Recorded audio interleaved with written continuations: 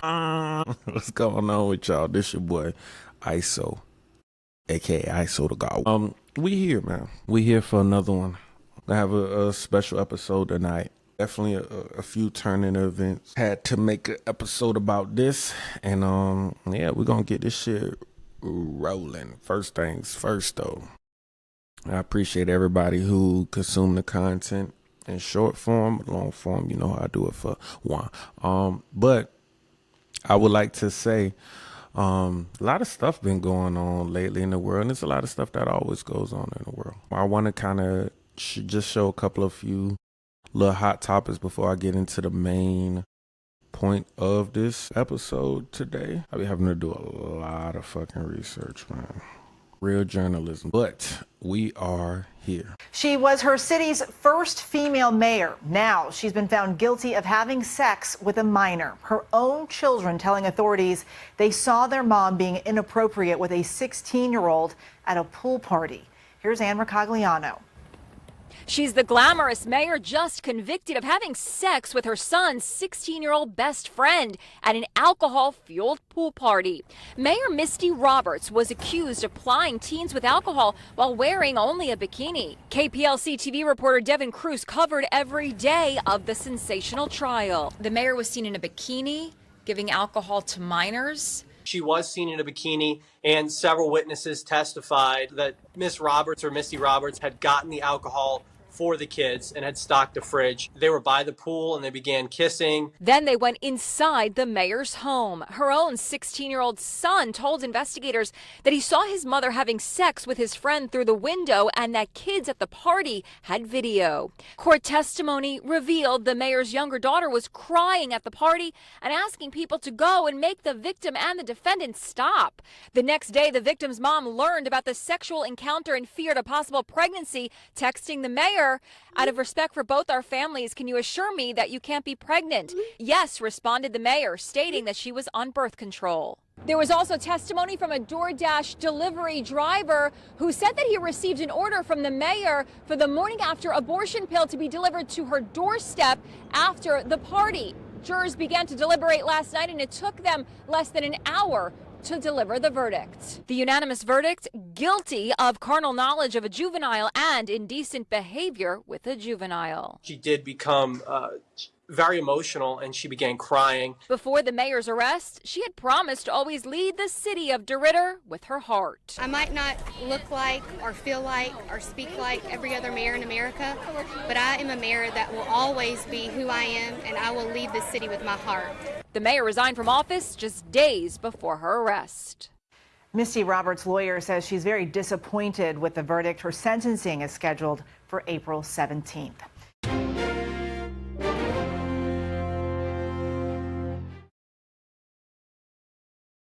Another day, another grown-ass fucking adult fucking with some goddamn kids. It's ridiculous, actually. It's ridiculous, man. Kids can't even be kids no more, man. You got these grown-ass adults preying on them. This is a fucking mayor. Misty Roberts was a mayor in Louisiana. I don't know her a political affiliation. I don't even know if she has one directly.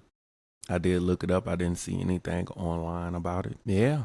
I mean, it's ridiculous that this woman's own child saw his mom having sex with one of his friends.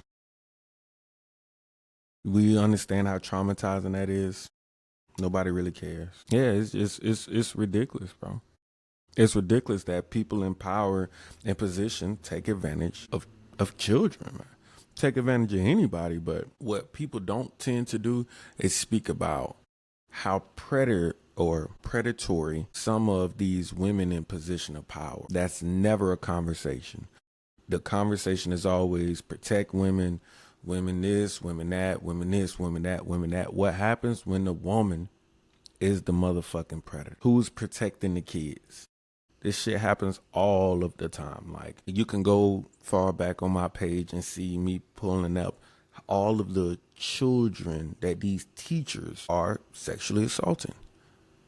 It's ridiculous, man. You got pastors sexually assaulting children. You got mayors sexually assaulting children. You got all this stuff happening in this world and nobody seems to care that much. But you care when the children turns into demons. You care when the children start shooting shit up. Okay. All right. But we're going to get to the next one, too. Some of the last words a 3-year-old girl spoke were, "Mommy, I love you." Paisley Brown died Thursday afternoon, and today the Marion County Sheriff's Office has now arrested and charged this man, Jerome Coombs, in the girl's death. West 2 News investigative reporter with the disturbing details, Greg Fox, has the final minutes of the toddler's life.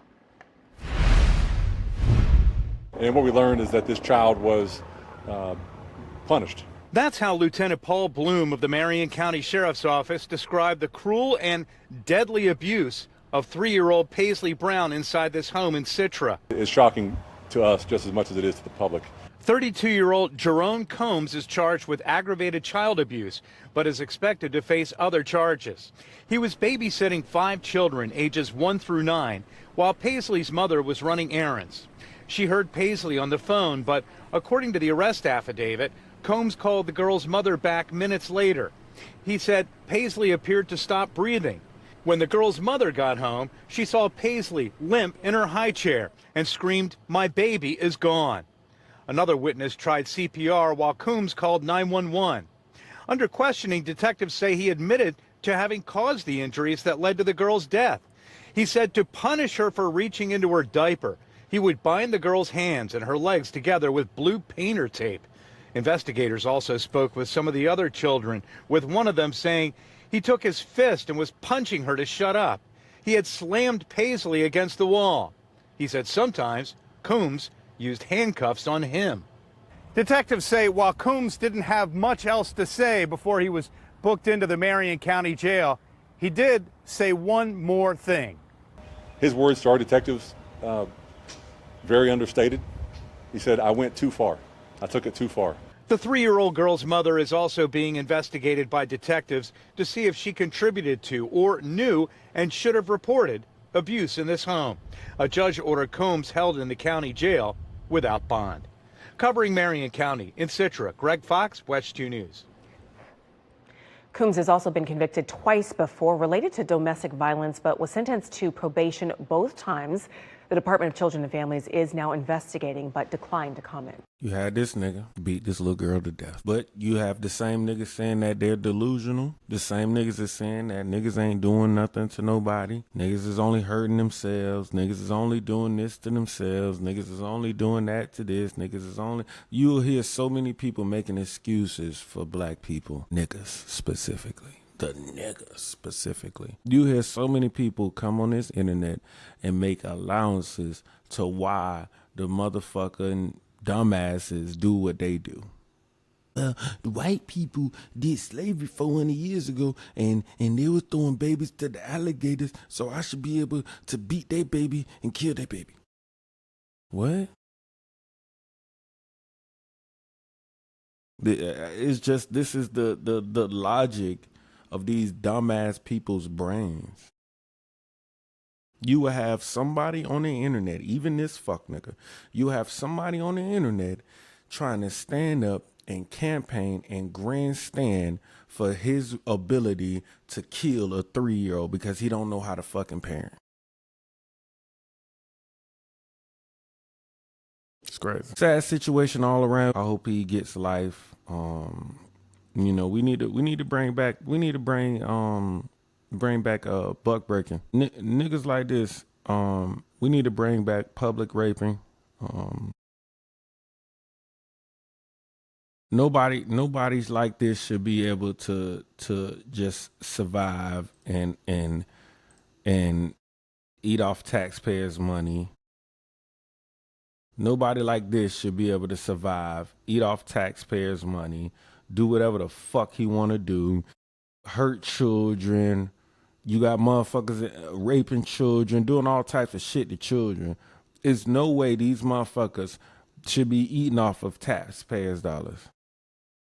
There's no way we should be providing room and board for these fuck niggas and making sure they eat every fucking day. There's no way we should be more humane to them than they are to fucking children. America got to figure this shit the fuck out. This shit is ridiculous.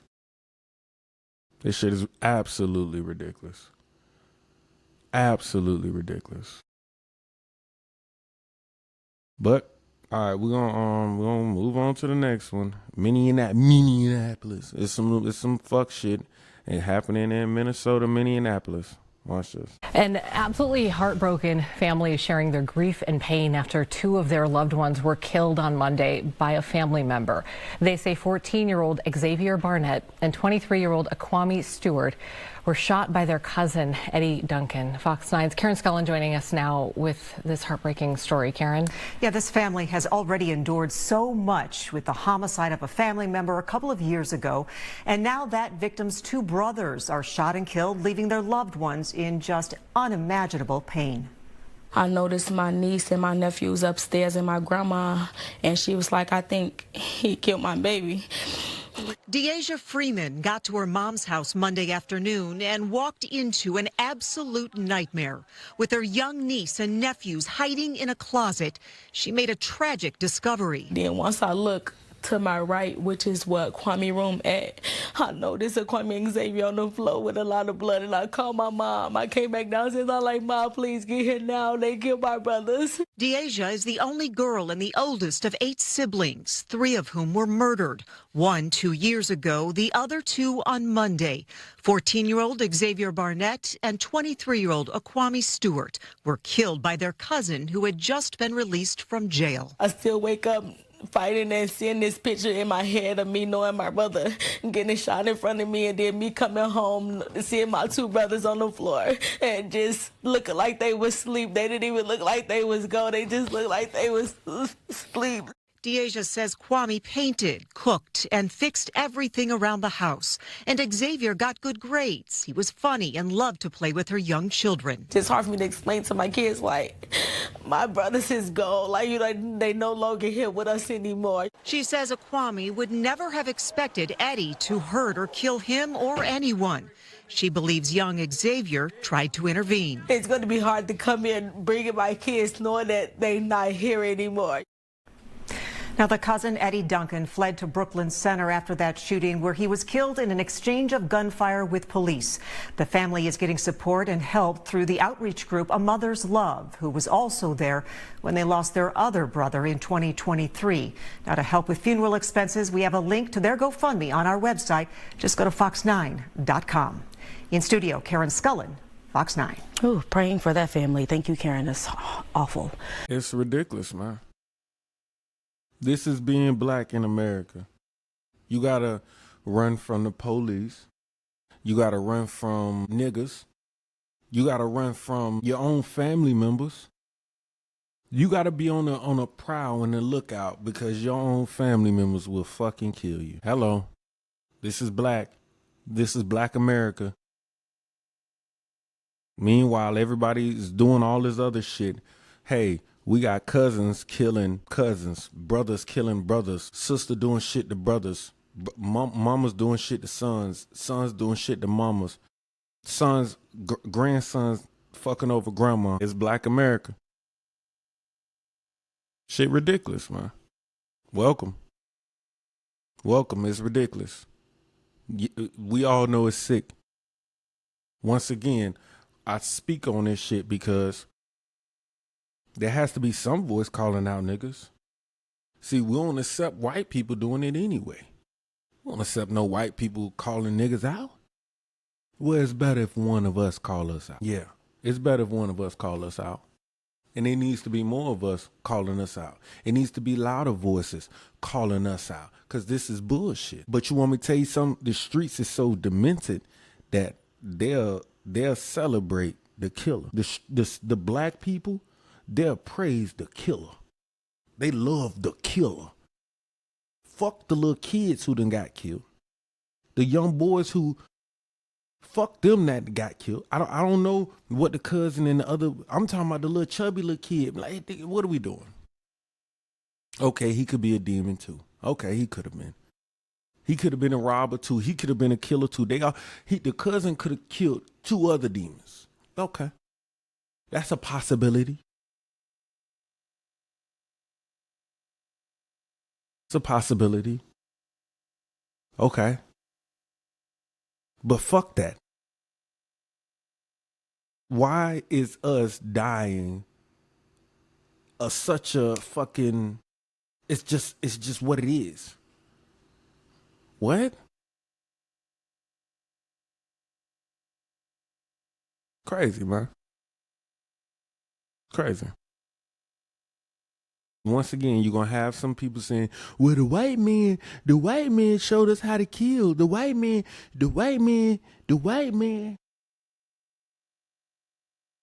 Man, fuck that. Stop being a fucking dumbass. Stop being an idiot. As a culture, I only understand why black people love killers so motherfucking much. Like, we exalt motherfuckers killing. We exalt death. That shit sick as a bitch. It's sick. Niggas is sickos. Even as far as the music, as far as all that shit. This shit's sick. Shit is sick as a motherfucker, man. All right, let me get to this next shit. This shit ridiculous. And first at 5, a Metro Detroit man faces charges tied to a toddler found inside an impounded car. Good evening, I'm Charlie Langton. Today, the man who allegedly left that child inside that car went before a judge. Fox News' Lauren Edwards is live in Harper Woods with what we learned in court. Lauren. Charlie, I can tell you that court just wrapped up and police saying that this is nothing short of a miracle. And I can also tell you that the suspect, we don't know. It's unclear if he's the father. That was not stated as well in court. But let's get into all the details and what you need to know, because there's lots to get to. Now, this is Orlando Murnell Linson appearing in court in Harper Woods, charged with child abuse second degree and child abuse leaving a child in a vehicle resulting in physical harm. He pleaded not guilty. Police say on Friday a vehicle was improperly parked in a neighborhood in Harper Woods. They say it was towed to a lot over in East Point. Then Saturday morning, Harper Woods police got the call from Detroit police that a 13-month-old may be inside. And according to initial reports from police, the vehicle belonged to the father. Now, this is what Chief Jason Hammerly had to say about how it all unfolded on Saturday. The mother in this case went to the Detroit Police Department on Saturday morning. We're not sure on the time frame. Made contact with the detective, filed the missing report for the 1-year-old. That detective did an outstanding job by locating the car, considering it wasn't yet registered to the suspect in this case. He was able to locate the plate number and the VIN number, tracked it down to Woods Towing, and that detective responded immediately to the tow yard. He's the one who made contact and peered into the windows and found the child in the rear seat. He realizes that this was just a bad decision made in a split second, so we're hoping that he can have a personal bond so that he can adjudicate this case and get back to his family quickly, Your Honor. Now, you just heard from Linson's attorney there, just asking for the $100,000 bond, which is what the judge gave. And as for the baby, because we, of course, asked about the baby, the last we heard, it was being medically evaluated at a local hospital and is with Child Protective Services. Please stick with Fox 2 for all updates in this case. Reporting live here in Harper Woods, Lauren Edwards, Fox 2 News. Lauren, I know it's early, but did you get any kind of an indication as to what the defense to this case is? Where was he? And how come he didn't really pay attention to his kid? Allegedly. Charlie, there's so many questions. There are so many questions in all of this. One of them being, what led up to this? What happened to this? Why was that person even in the neighborhood? And what, the child being in a vehicle for hours and hours and hours on end. Again, the child being medically evaluated. But again, we're just working to get you those answers. All right. Thank you, Lauren Edwards. Appreciate the report. This shit ridiculous. Hey, this shit crazy. I can't understand how you leave a 1-year-old child in a car and you're in this car for so long. I mean, you're away from this child for so long that the tow truck people, they find out that you parked illegally. The tow truck people come, tow your car. I understand how these tow motherfuckers is. They could just back in, get your shit, pull out. I get it. The motherfuckers fast. Like, what are we doing? Niggas, what the fuck is this? What you gonna, they're gonna have, well, the white man, who can you blame on this one? Who can you blame on this one? Shit crazy. Shit crazy. I'm actually gonna stay on this case because I want to know how the baby doing. I want to know how the baby doing. And I don't understand for him, nigga, I'm running outside the house, motherfucking going crazy. If my baby was in a car and it got towed, first off, I'm contesting that shit. First off, that tow truck ain't just skirting off without me knowing. And even if me knowing, nigga, I'm finding the tow truck motherfucking, hey, motherfucker, you just took my baby, motherfucker. It wouldn't have had to take the mother to file a missing report to eventually find the baby. Man, lock that fuck nigga up. Get rid of his bitch ass. Fuck him. Fuck him. Get rid of him. Delete him. Delete him. Backspace his ass. That's sick. Crazy. These niggas is crazy. Yeah, man, we need to start bringing on corporal punishment. I will say, we talk our shit about politicians a lot, but there are some that are trying to go against the bullshit, and I do want to acknowledge that. With warmer weather coming, Chicago City Council members are offering ways to clamp down on teen violence that happened frequently last year. WDN's Dana Rebick tells you what they're proposing. Spring and summer are right around the corner, and after months of failed attempts at trying to prevent teen takeovers in Chicago at City Hall, today an alderman reintroduced a concept that would put parents on the hook for their children's behavior. I will be the first to say that I do not want to criminalize parenting. What I want to do is wake parents. Alderman Ray Lopez introducing a new ordinance in the Public Safety Committee today that could hold parents liable for the criminal actions of their children. Previously, this council has in fact instituted laws that also hold parents accountable. We saw that with spray painting and graffiti, where parents would be held accountable for what their children were doing on the streets.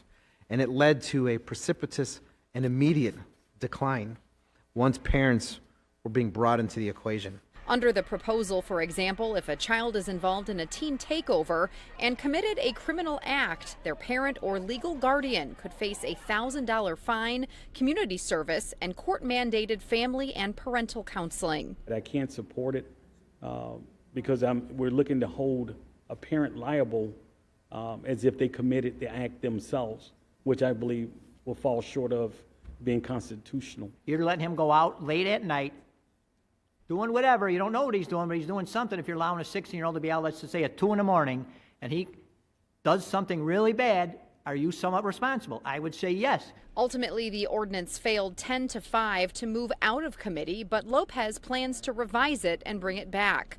Still in the mix, a new version of Alderman Brian Hopkins' curfew ordinance, which passed out of committee in January. The hybrid model would allow the police department to issue a dispersal order at any time of day. Minors could then be detained and processed for a curfew violation if they did not leave the area. Whether a teen trend occurs at noon or whether it occurs at midnight, it shouldn't matter. The police have the ability to disperse that crowd and to take the teens, the underage unaccompanied minors, into protective custody rather than arrest them.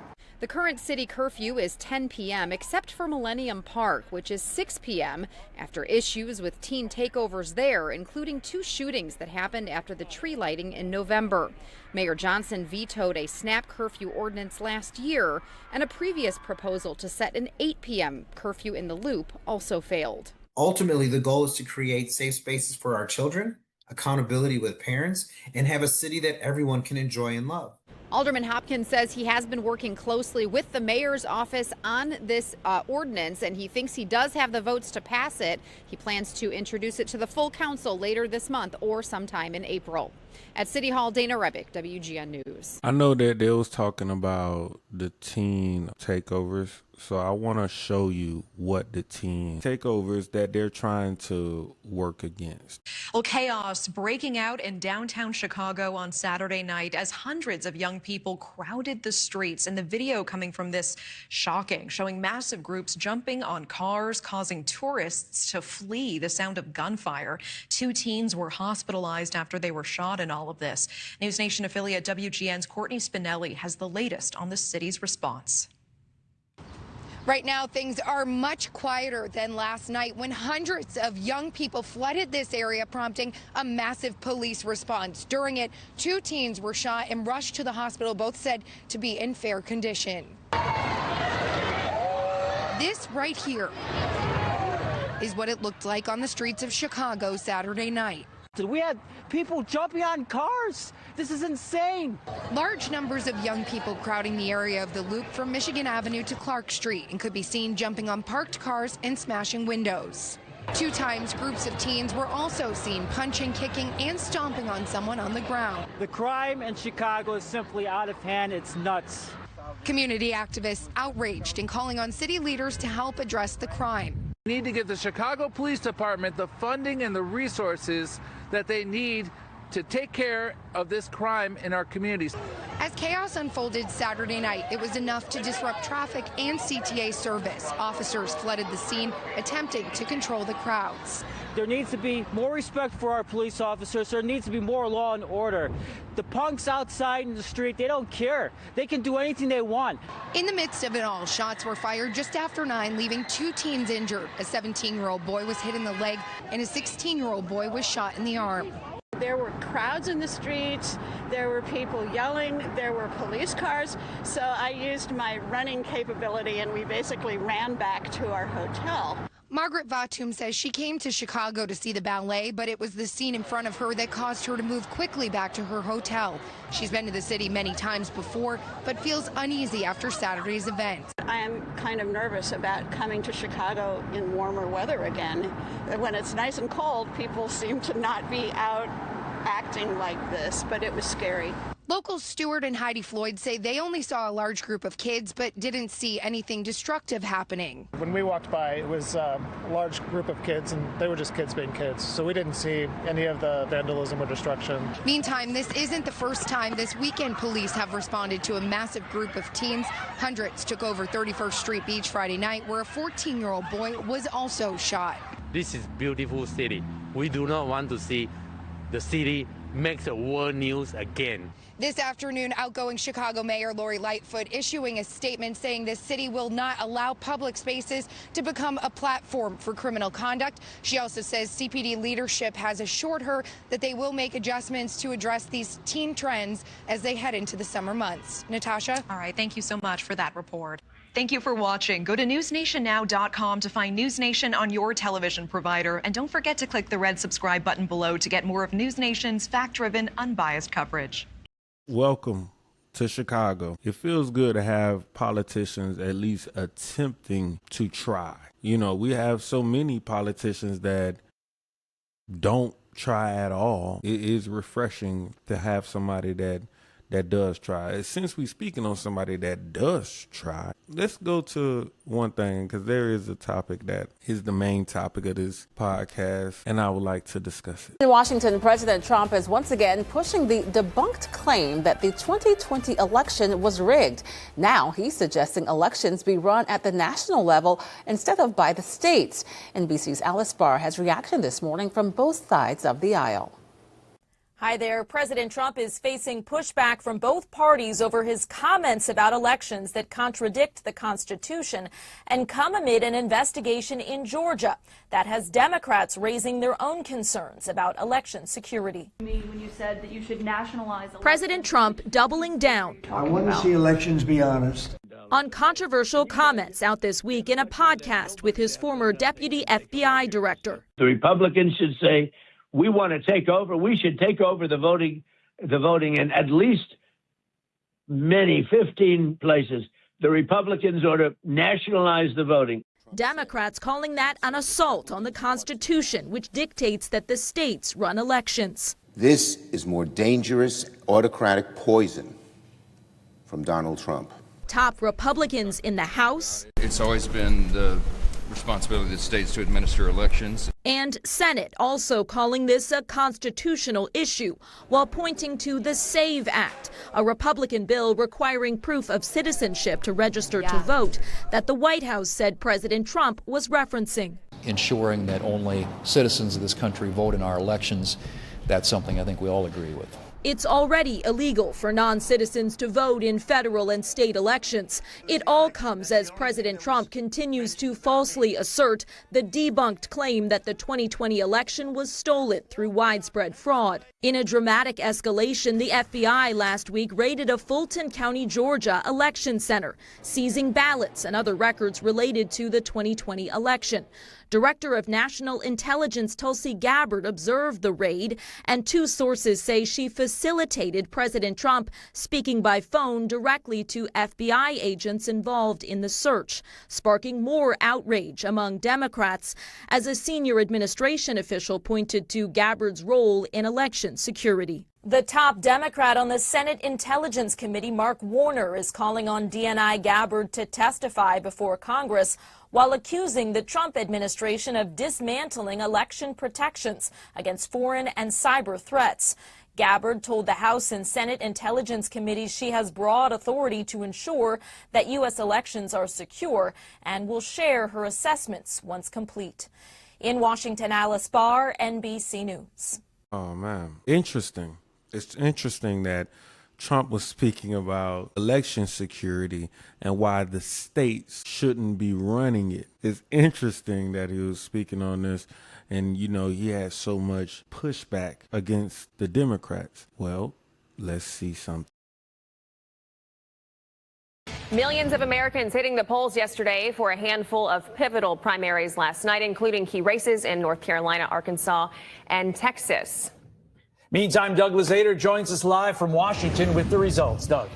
Hey, good morning, guys. A lot of races to talk about. So let's start with that Texas Senate race that attracted so much attention and money. On the Democratic side, James Tallarico defeated Congresswoman Jasmine Crockett in that hotly contested primary. In a victory speech, Tallarico said he was going to take back Texas. This movement is about whether the people will hold the power in this state and in this country.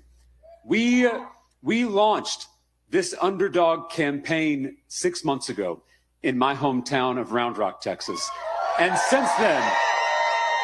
since then, tens of thousands of Texans have shown up to rally with us in every corner of the state. All right, Jasmine Crockett, meantime, cited voting issues in Dallas and said that, in her words, people have been disenfranchised. Now, we don't know yet what Republican Tallarico is going to face.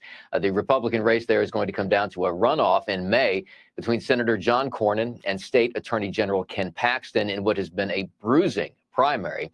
A few other races also in Texas. State Representative Steve Toth defeated. Ooh, she says it's been what? Let's go exactly to what she says.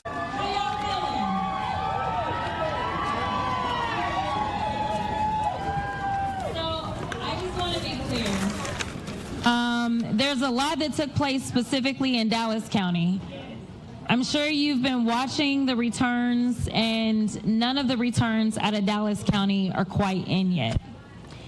Dallas County should have the second largest voter participation of any county in this state. We don't have any of the results because there was a lot of confusion today. And so, you know, our Democratic Party chair, Cardall Coleman, he beat me to the punch, as myself and Colin all read. We're about to file a lawsuit to keep the voting polls open.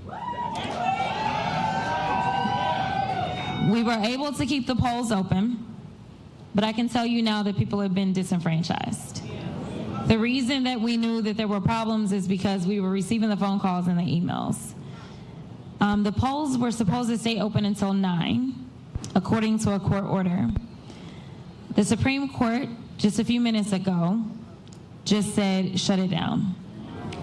The Supreme Court also said that they are to separate any votes out that came in after 7 p.m. So here's the deal. I have no idea how it is that clerks are going to know who was in line by what time, because the rule is that if you're in line by 7, then you get to vote.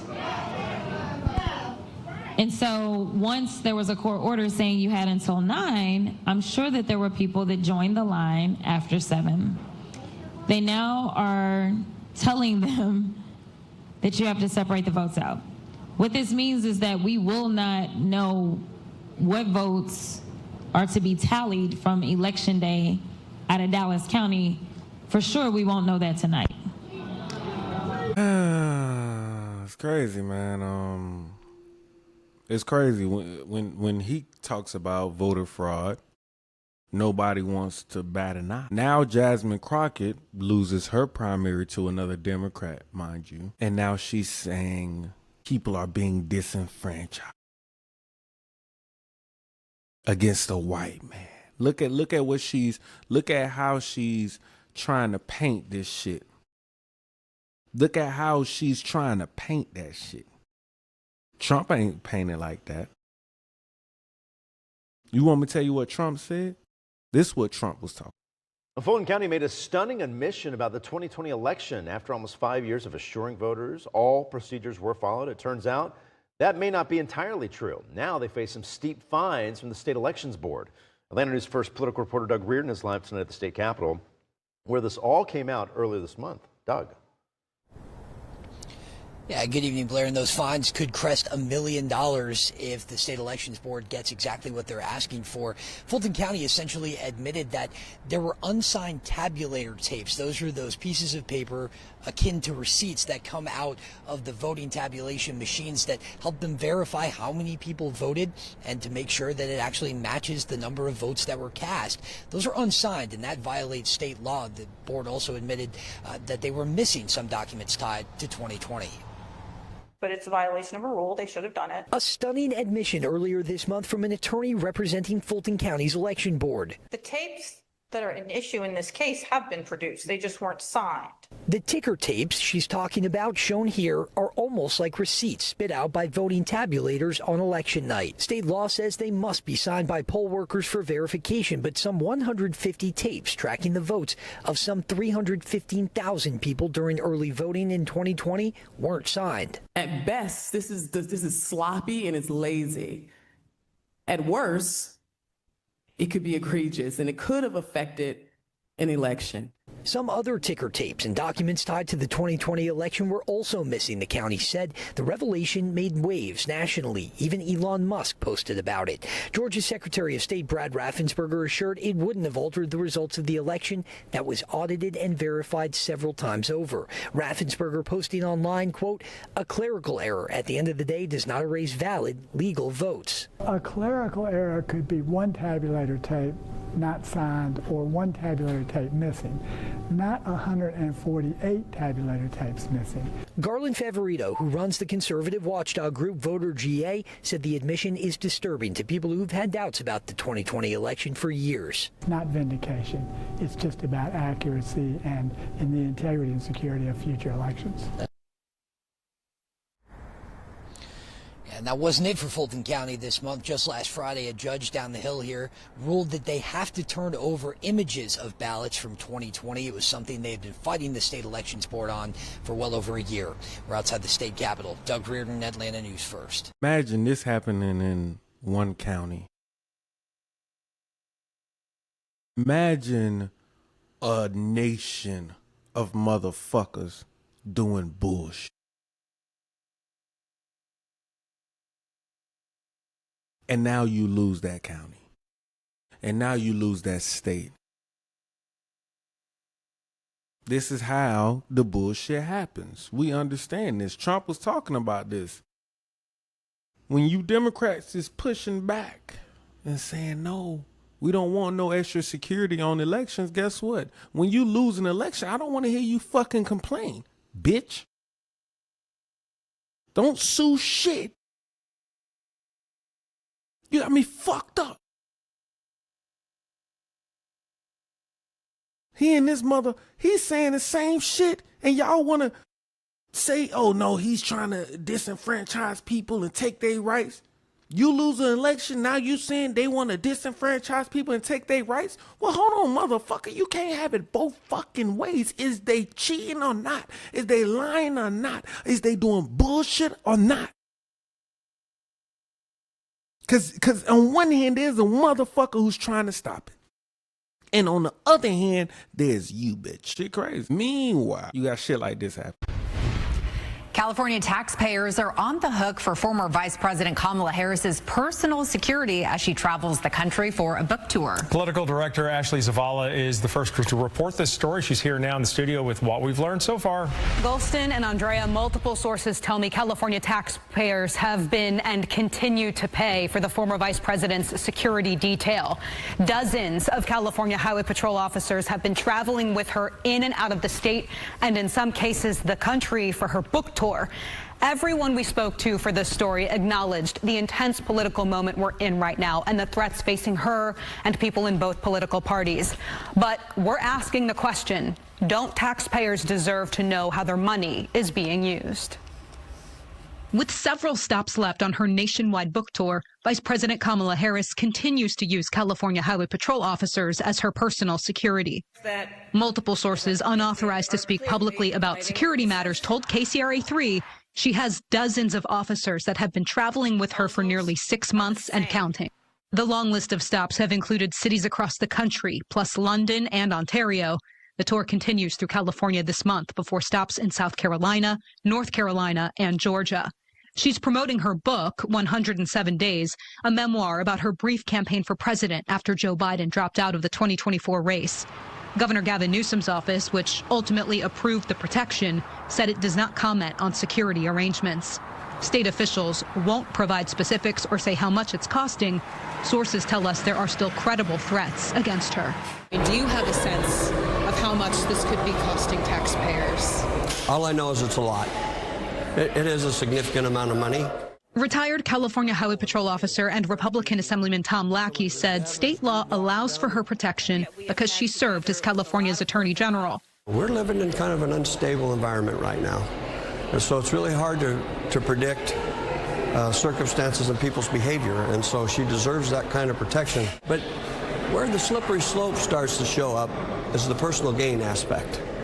Right? When someone's making an opportunity to make money, should they be provided that same protection at taxpayer expense?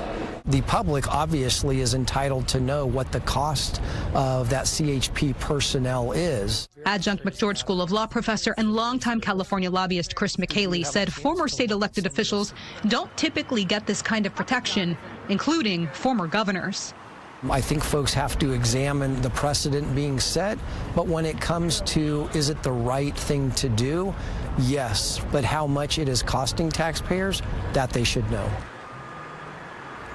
I reached out to the former vice president for comment and more information on all of this. Again, sensitive to the security situation, but I asked her spokesperson about the costs associated with all of the travel for those dozens of officers and if she's reimbursing the state for any of these expenses with the money she's making on that book tour. We are still waiting for a response. We would also be remiss if we didn't mention that California has been grappling with back-to-back budget shortfalls, and every penny should be accounted for. You think that never should be made available for everyone. So where's the federal government on this right now? Excuse me. And does any of this have to do with President Trump revoking her security privileges? Sure. And it depends on who you ask about this. Former vice presidents under law typically get 6 months of federal protection once they're out of office. Before leaving office, President Joe Biden quietly extended Harris's protection to July of 2026. A source in the Trump administration told us instead they allowed an extra 3 months for Vice President Kamala Harris before cutting that off in September. I mean, we know that also, security for lawmakers and people, high-profile people in the state has also been a really big topic as well here. Right. This is a topic of discussion, one that might be opened up because of this, but we'll see. All right. Ashley, thank you so much. It's crazy, man. I don't understand how somebody say, hey, I'm trying to make millions of dollars on this book tour. And now everyday people who are already getting hit with mileage tax, gas tax, tax increase, tax this, tax. Y'all shouldn't even know how much motherfucking money I'm spending. Y'all can't control me even spending it, because I'm sure y'all would say, no, that sounds ridiculous. But not only can you not even talk about that, you don't even need to know how much motherfucking money is being spent. Sounds ridiculous, man.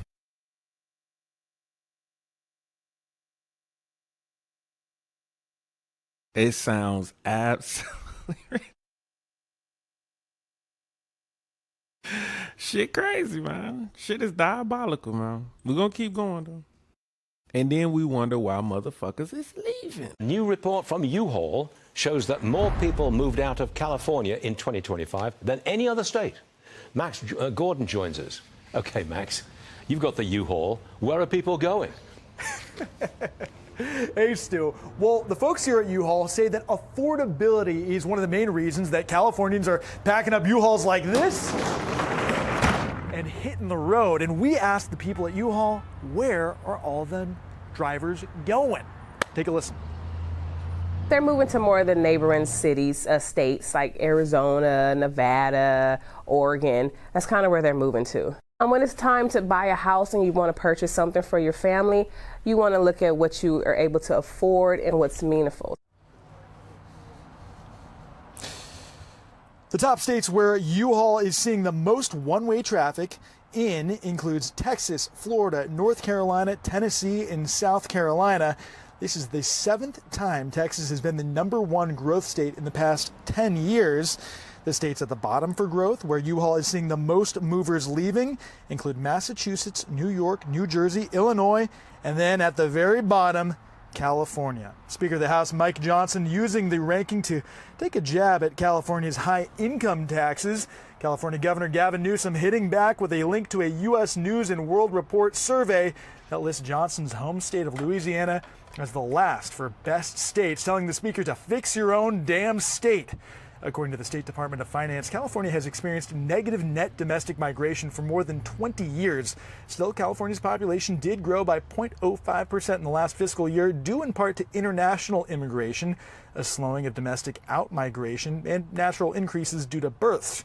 It's the 3rd year in a row California's population has grown. U-Haul says there's been significant blue to red state migration. 7 of the top 10 growth states feature Republican governors, and 9 of the top 10 growth states went red in the last presidential election. On the other hand, 9 of the bottom 10 growth states feature Democratic governors, and some of them went blue in the last presidential election.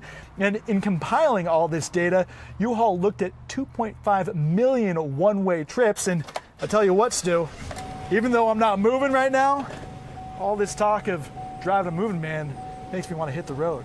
Back to you. Shit crazy. Everybody leaving California. Is everybody's moving the fuck out. You got all your billionaires leaving out. You got a whole wealth tax coming. You got all this stuff happening. All this stuff is happening in California. Democrats, y'all lead that motherfucker.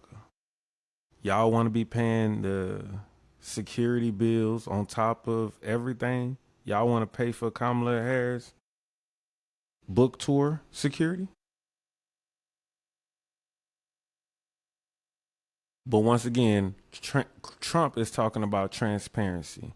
These motherfuckers is talking about, you don't need to know that. You don't need to know voter fraud. You don't need to know this. You don't need to know that. Shit's crazy. I do have one video I wanted to get to. Kind of popped up while in the middle of me doing what I was doing. A man will spend the rest of his life in prison after a Collin County jury found him guilty of aggravated sexual assaults. Natarian Fenley was first arrested in 2024, accused of assaulting a woman at a Plano hotel. Investigators say he attacked several women using the same MO, preying on a very specific vulnerability. Fox 4's David Centenary has more on the case tonight. David. Yeah, we're talking about a man who prosecutors believe to be a serial rapist, oftentimes targeting sex workers and sometimes undocumented immigrants, thinking those are the people less likely to speak up to law enforcement. That's him.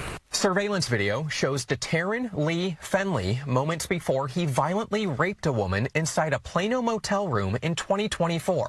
He knew what he was going to do. And Collin County prosecutor Ashley Woodall says this was not his first time. He truly is a serial predator. At Studio 6 Motel, just off the North Central Expressway, Fenley met a sex worker he'd never met before.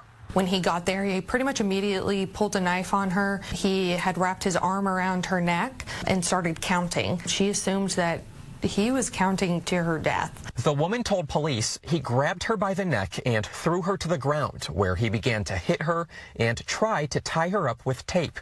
Fenley beat her unconscious and raped her. This is him again leaving. Police identified Fenley's vehicle, seen on surveillance video. Get up and get it done. Police also found Fenley's TikTok account and this video in which he's wearing a sweatshirt matching the one he was wearing at the motel. On top of that, they heard and learned that he had raped 3 other women.